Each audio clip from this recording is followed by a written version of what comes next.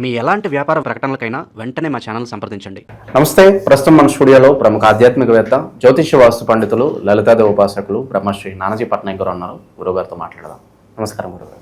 శ్రీమాత్రే నమః. So November మాసం మీనరాశి వాళ్ళకి ఈ నెల ఎలా ఉండబోతుంది? ఆల్రెడీ ఏళ్ళనాటి శనిలో ఉన్నారు. మరి కార్తీక మాసం ఏమన్నా వీళ్ళకి కలిసి రాబోతుందా, లేదంటే ఏ విధంగా ఉండబోతుంది వీళ్ళకి? కార్తీక మాసం అనేది అందరికీ కలిసి వస్తుందండి, నాట్ ఓన్లీ మీన రాశి వారికి. అయితే మీన రాశి వారికి ఉన్న గ్రహస్థితి రీత్యా అసలు ఫస్ట్ వాళ్ళకి ఇన్సిడెంట్స్ ఏంటి, ఏ విషయాల పట్ల కొద్దిగా జాగ్రత్త వహించాలి అండ్ ఏ పరిహార మార్గాలు చేసుకోవాలి చూస్తూ ఈ విషయాలు చెప్తుంది. నేనప్పటికీ కూడా మా ఆస్ట్రాలజర్స్ ఏంటంటే అమ్మవారు పలికిస్తుందనే భావనలో ఉంటాం, ఏదో మేము చెప్తున్నాం అని ఫీలింగ్లో ఉన్నాం. అయితే ఇక్కడ ఏంటంటే మొట్టమొదటిగా వీరికి లగ్నంలో శని ఉన్నాడు. చాలామంది ఏంటంటే ఏమంటే ఎల్నాడు శని నడుస్తుంది కదా అనుకుంటున్నారు, కానీ ఆ శని వక్రించి ఉన్నాడు అనే విషయాన్ని మనం గుర్తించాలి. ఎప్పుడైతే వక్రగతిలో ఉన్నాడో ఇది కొంచెం రాహు వైపు వెళ్తున్నందుకు ఇన్వెస్ట్మెంట్స్ విషయంలో జాగ్రత్త పడితే సరిపోతుంది. ఈ వక్రగతి ఇంకో నెల రోజుల పాటు ఉంటుంది దాదాపుగా. అయితే ఇక్కడ ఈ శని ఇలా ఉండగా లగ్నాధిపతి పంచమంలోకి వెళ్ళినందుకు ఈ పంచమంలో 12వ తేదీ వరకు ఉంటాడు. నవంబర్లో 12వ తేదీ తర్వాత అక్కడే ఉంటాడు కానీ వక్రిస్తాడు. దీనివల్ల ఏంటంటే 12వ తేదీ వరకు వీళ్ళు తీసుకునే నిర్ణయాల్లో సరైన నిర్ణయాలు తీసుకుంటారు. ఏదైనా క్రియేటివ్ రిలేటెడ్ చేసేటువంటివి చాలా బాగుంటాయి. సంతానం కోసం చేసే ప్రయత్నాలు చాలా బాగుంటాయి. ఈ 12వ తేదీ లోపల పరిచయం అయ్యేటువంటి ఫ్రెండ్స్ వల్ల కొంతవరకు వీళ్ళకి కొంత రక్షణగా అనుకోండి, ఒక మంచి హెల్ప్ అయితే అవుతుంది ఖచ్చితంగా. ఎందుకంటే ఈ లగ్నానికి శుభుడు పంచమ స్థానంలో ఉన్నాడు. దీంతో పాటు ఉపనయన సంస్కారాలు అనుకోండి, లేనట్లయితే వీళ్ళు ఏదైనా సంతానం కోసం చేసే ప్రయత్నం అనుకోండి, ఏదైనా ఒక సాధన, కొంతమంది ఏదైనా ఒక మంత్రం తీసుకుని సాధన చేస్తుంటారు. మీనం వారికి లగ్నాధిపతి పంచమ స్థానంలో ఉన్నందుకు పంచమం సాధనా స్థానం కాబట్టి సాధనాపరంగా కూడా బాగా కలిసి వస్తుంది. అలాగే పంచమంలో ఉండే గ్రహము పుణ్యక్షేత్ర దర్శనాన్ని, ఎందుకంటే 9th హౌస్ను కూడా చూస్తాడు. అందులోని 9th హౌస్లో కుజుడు ఉన్నందుకు కొంచెం దత్తాత్రేయ క్షేత్రాలు, రాజరాజేశ్వర అమ్మవారి క్షేత్రాలు, సుబ్రహ్మణ్యేశ్వరం క్షేత్రాలకు వెళ్ళడానికి చాలా అనుకూలంగా ఉంటుంది. అయితే ఈ 2వ స్థానాధిపతి వీళ్ళకి కుజుడు 9th హౌస్లో ఉన్నాడు కాబట్టి 9వ స్థానం అనేటువంటిది భాగ్యస్థానం.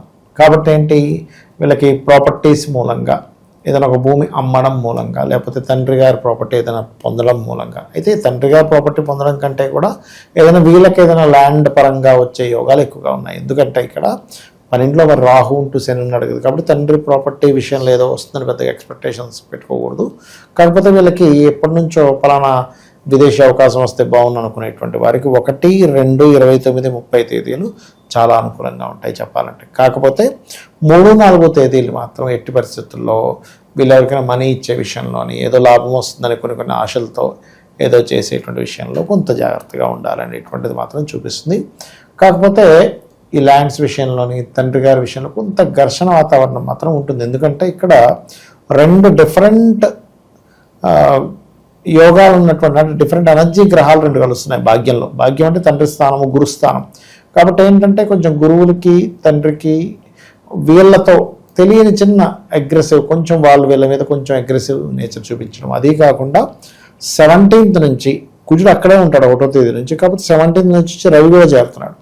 అంటే మరింత 2 అగ్రెసివ్ ప్లానెట్స్. అయితే ఇలా చేరుతున్నప్పుడు సర్వసాధారణంగా ఏంటంటే తండ్రికి ఏదైనా, అంటే ఈ మీనలగ్నం వారి యొక్క తండ్రికి కొంచెం ఏదైనా హార్ట్ రిలేటెడ్ ఇష్యూస్ ఉన్నట్లయితే, కాస్త బీపీ లెవెల్స్ ఎక్కువగా ఉన్నట్లయితే ఈ 17th నుంచి కొంచెం జాగ్రత్తగా ఉండాలి. అంటే ఏం లేదు, కొంచెం టైంకి బీపీ ట్యాబ్లెట్స్ వేసుకుంటున్నారు లేదా, ఇవి ప్రధానంగా చూసుకోవాలి. అలాగే వీరికి 2వ తేదీ నుంచి పర్టికులర్గా ప్లేస్ ఆఫ్ చేంజ్ లేదా ఇంట్లో ఉండకుండా రకరకాల ప్రాంతాలకు వెళ్ళడం ఇలాంటివి ఎక్కువగా చూపిస్తున్నాయి. మరియు కొంచెం మొండి ధైర్యంగా కొన్ని పనులు చేయడం, ఇటువంటివి బలంగా చూపిస్తున్నాయి వీరికి చెప్పాలంటే. ఇక అలాగే రియల్ ఎస్టేట్ రంగాల్లో వారికి, రైతులకి, అందులో ముఖ్యంగా ఆకుకూరలు పండించేటువంటి వారికి, లేదా వీట్ గ్రాస్ అంటుంటారు, గ్రాస్ త్రూగా మనం మెడిసిన్స్ చేసేటువంటి వారికి చాలా బాగుంటుంది. అలాగే లగ్నాధిపతి ఎప్పుడైతే పంచమంలో ఉన్నాడో, అది పంచమ స్థానం అనేటువంటిది మంత్రస్థానము, ఫ్రెండ్స్, ఈ స్థానాలతో పాటు కెరియర్ సంబంధించిన విషయంలో ముఖ్యంగా ఏదైనా క్రియేటివ్ ఫీల్డ్తో పాటు మెడికల్ స్థానంగా కూడా చెప్తారు. అయితే వీళ్ళకి మీనలగ్నం వారికి సర్వసాధారణంగానే రవికి నీచభంగ రాజయోగం జరిగింది. ఎప్పుడైతే రవికి నీచభంగ రాజయోగం జరిగి అష్టమంలో జరిగిందో, ఇది కొంచెం మెడికల్ రంగాల్లో ఏదైనా రీసెర్చ్ రిలేటెడ్ వాటికి చాలా యోగిస్తుంది. కాకపోతే ఈ లగ్నం వారికి పర్టికులర్గా ఏంటంటే రవి పూర్వజన్మ కర్మకారకుడు. 6th లార్డ్ 8th లో ఉన్నాడు, విపరీత రాజయోగం ప్లస్ నీచభంగ రాజయోగం ఏర్పడింది కాబట్టి రీసెర్చ్ త్రూగా ఎలా అయితే ఇస్తాడో ఎట్ ఏ సేమ్ టైం కొంచెం ఏంటంటే ఉద్యోగరీత్యా ఉన్న ప్లేస్లో కాకుండా ఇతర ప్రదేశాలకు వెళ్తే బాగుంటుంది అనేటువంటి చూపిస్తున్నాడు. కాకపోతే డైలీ లైఫ్లో ఏదో ఒక ఆటంకం రావడం ఇలాంటివి ఉంటాయి. ఇలా మనం ప్రతిరోజు ఏదో ఆటంకం వస్తుందండి అని అనుకునేటువంటి వారు కాస్త నవగ్రహాలు ఉంటాయి కదా, ఇక వీళ్ళు ఎక్కువగా ఏంటంటే దత్తాత్రేయుడు ఆరాధన, రాజరాజేశ్వరి అమ్మవారి యొక్క ఆరాధన చేయడం చాలా మంచిది. మరియు వీరికి ఏంటంటే సంతానము కొంచెం అభివృద్ధిలోకి వచ్చేటువంటి కొన్ని సిమ్టమ్స్ కనిపిస్తాయి. గతంతో పోల్చుకుంటే అమ్మయ్య ఇప్పుడు కొంచెం బెటర్గా ఉన్నారు, కొంచెం సెటిల్ అయ్యారు, కొంచెం రిలీఫ్గా ఉంది అనేటువంటిది వీళ్ళు వింటారనుకుంటే ఖచ్చితంగా అనిపిస్తుంది. అది మెయిన్గా నవగ్రహాల్లో రవిగ్రహము కేతుగ్రహము ఈ గ్రహాల దగ్గర దీపారాధన చేసి ఒక 9 ప్రదక్షిణాలు చేసుకొని అదే ఆలయంలో ఉన్న స్వామివారికి అమ్మవారికి ఒక 3 ప్రదక్షిణాలు కనుక చేసుకున్నట్లయితే ఖచ్చితంగా వీరికి బాగుంటుంది. అలాగే ఇష్టపడిన వారిని వివాహం చేసుకోవాలి, అందులో ముఖ్యంగా ఏదైనా విదేశాలకు వెళ్ళి అక్కడ ఉండేటువంటి వివాహం చేసుకోవాలనుకునేటువంటి విషయాలు కొంత ఇంట్లో పెద్దవాళ్ళతో కొంత ఘర్షణ వాతావరణం ఏర్పడి దాని తర్వాత మాత్రం యోగిస్తుంది అని మనం చెప్పుకోవచ్చు.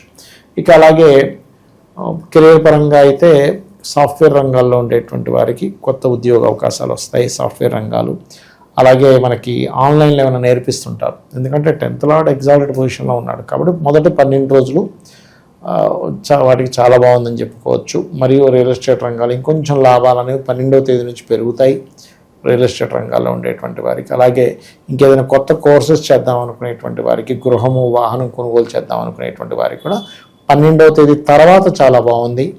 మరియు కాస్త ఎంతైనా సరే రవి నీచంలో ఉండి నీచభంగ రాజయోగంలో ఉన్నందుకు ఈ రవి కుజుడితో కలుస్తున్నందుకు కుజుడు కొంచెం ఈ లగ్నానికి ఎంత శుభుడైనా కూడా కొంచెం ఈ 2 అగ్రెసివ్ ప్లానెట్స్ కలయికున్నందుకు కొంచెం వాహనం మీద వెళ్ళేటప్పుడు ఈ నెల కాస్త జాగ్రత్తగా ఉండాలి. తొందరపాటు నిర్ణయాలు తీసుకోవడము, తొందరపాటుగా ఏదైనా అంటే ఫాస్ట్గా వెళ్ళిపోతుంటారు కొంతమంది, అలా అతివేగం అనేటువంటిది పనికిరాదు అనేటువంటిది చాలా స్పష్టంగా గోచరిస్తుంది జన్మజాతకంలో చూసుకుంటే. సో చివరి గురువు గారు, పోలీస్ స్టేషన్ చుట్టూ కోర్టుల చుట్టూ తిరిగే వాళ్ళకి ఏదైనా ఉపశమనం లభిస్తుంది అంటారా ఈ మాసం? కొంచెం గురువు దృష్టి ఉన్నందుకైతే ఖచ్చితంగా కొంత ఉపశమనం లభిస్తుందండి. కాకపోతే కుజుడు 9th హౌస్లో ఓన్ హౌస్లో ఉన్నాడు కదా, కొద్దిగా వీరికి కాదు కానీ వీళ్ళ తండ్రికి కానీ, తండ్రి తరపు వ్యక్తులకు కానీ, తండ్రి తరపు బంధువర్గం వాళ్ళకి కానీ, గురువులు సమానుల వాళ్ళకి కానీ కొంచెం ఈ గొడవలు వీటిల్లో మాత్రం కొంచెం ఉంటుంది, ఆ ప్రభావం అనేటువంటిది ఉంటుంది ఖచ్చితంగా.